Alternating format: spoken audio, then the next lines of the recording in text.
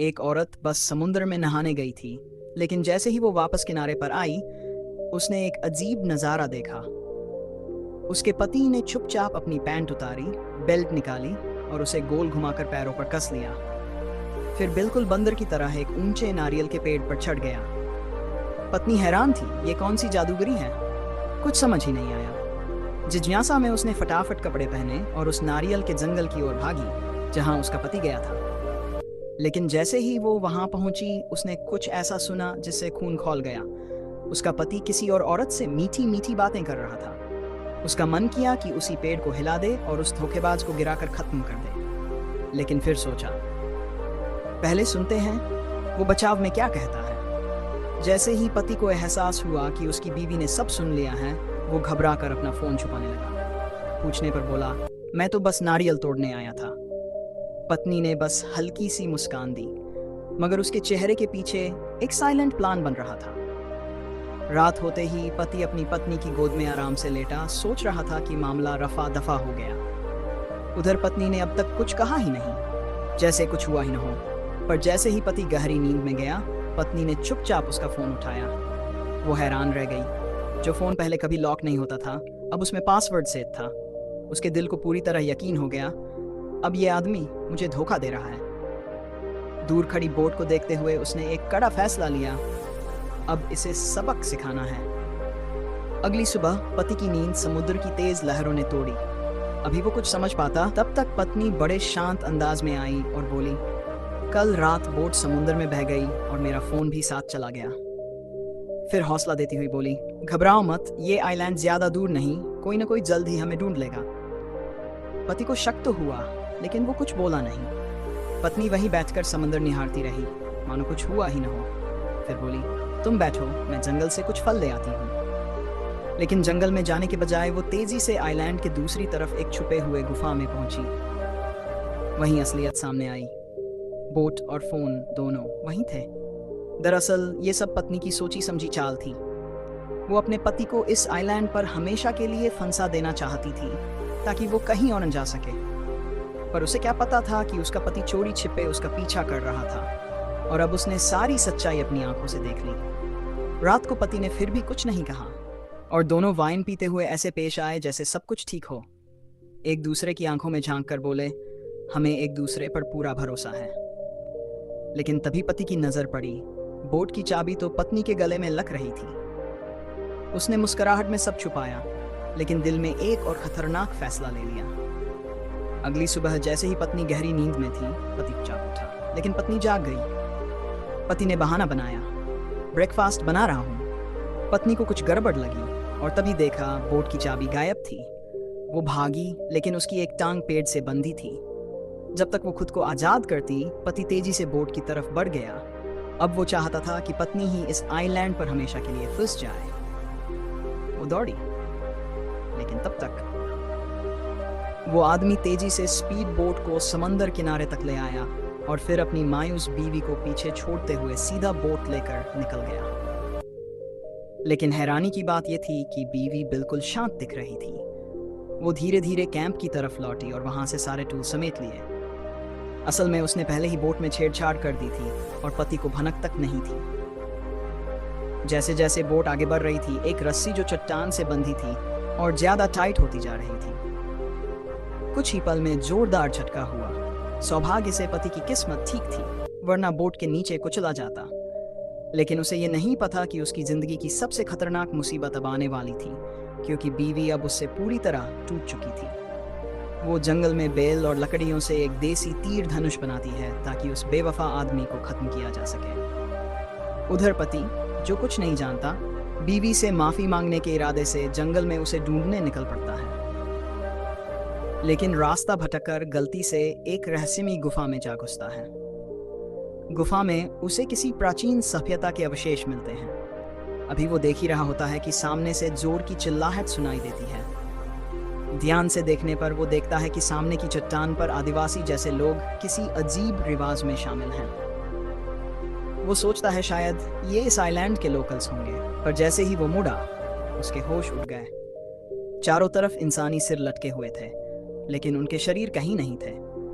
उसे समझ आ गया कि ये कोई आम लोग नहीं, बल्कि नरभक्षी हैं। डर के मारे वो वहां से भागता है और बीवी को ढूंढता है ताकि उसे ये सब बता सके।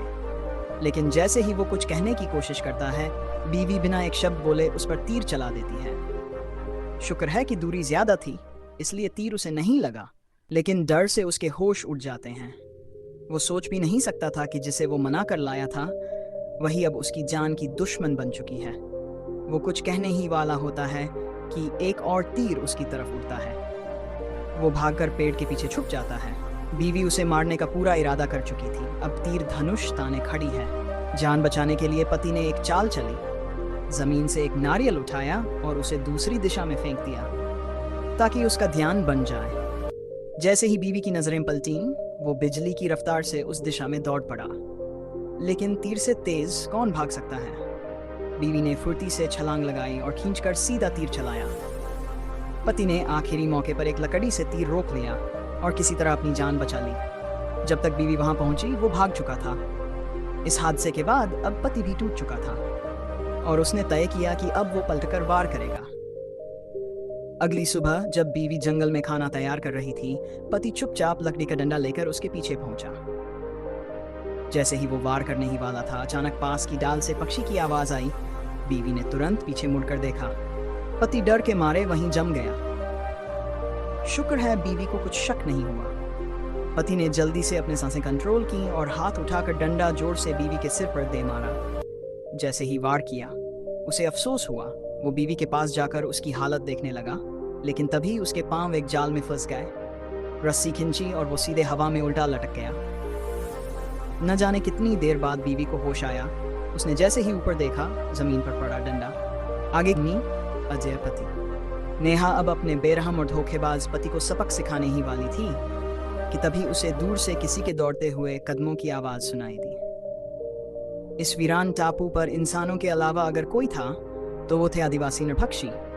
नेहा ने अजय की तरफ एक खतरनाक मुस्कान फेंकी और बिना एक पलगम वायडा नीचे फेंक कर खुद भाग निकली, अजय को वहीं मौत के हवाले छोड़ते हुए। अब आदिवासी धीरे धीरे अजय के पास आने लगे।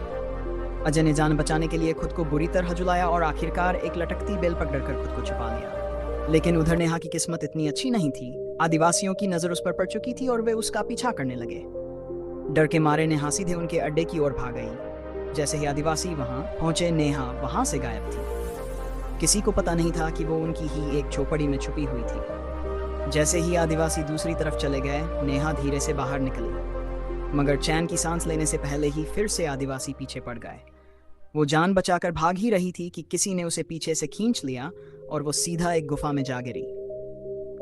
नेहा को लगा अब मौत तय है, लेकिन जब उसने ध्यान से देखा तो समझ आया कि ये तो अजय था, उसी ने उसे बचाया था। मगर नेहा अब भी गुस्से में थी।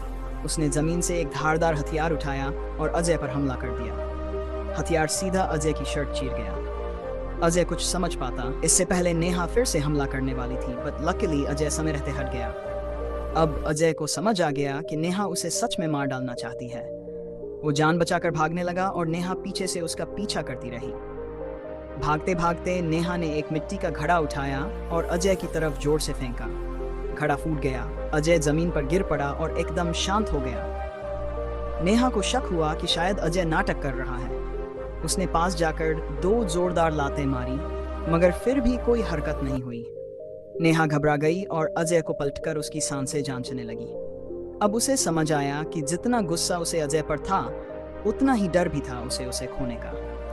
वो तुरंत सीपीआर देकर अजय को होश में लाने की कोशिश करने लगी। कई मिनट तक कोशिश करने के बाद भी जब कोई असर नहीं हुआ तो झल्लाकर नेहा ने उसके सीने पर एक मुक्का जड़ दिया और वही एक मुक्का अजय को होश में ले आया। अब दोनों एक दूसरे की आंखों में देख रहे थे। नफरत की जगह अब अफसोस और समझदारी थी। दोनों ने फैसला किया कि उन्हें अब मिलकर इस टापू से बाहर निकलना होगा। लेकिन तभी उनकी आंखें घूमने लगीं और दोनों जमीन पर गिर पड़े। दरअसल आदिवासियों ने उन्हें फिर से पकड़ लिया था, इस बार जहर लगे तीरों के जरिए। होश आने पर नेहा को लकड़ी के खंभे से बांध दिया गया था ताकि उसे आग के देवता को चढ़ाया जा सके। वहीं अजय को जहर पिलाकर नदी में बहाने की तैयारी थी, जल देवता की भेंट के लिए। अजय की नाव झरने की तरफ बह रही थी। अचानक अजय की आंख खुली और गिरते गिरते उसने एक चट्टान पकड़ ली।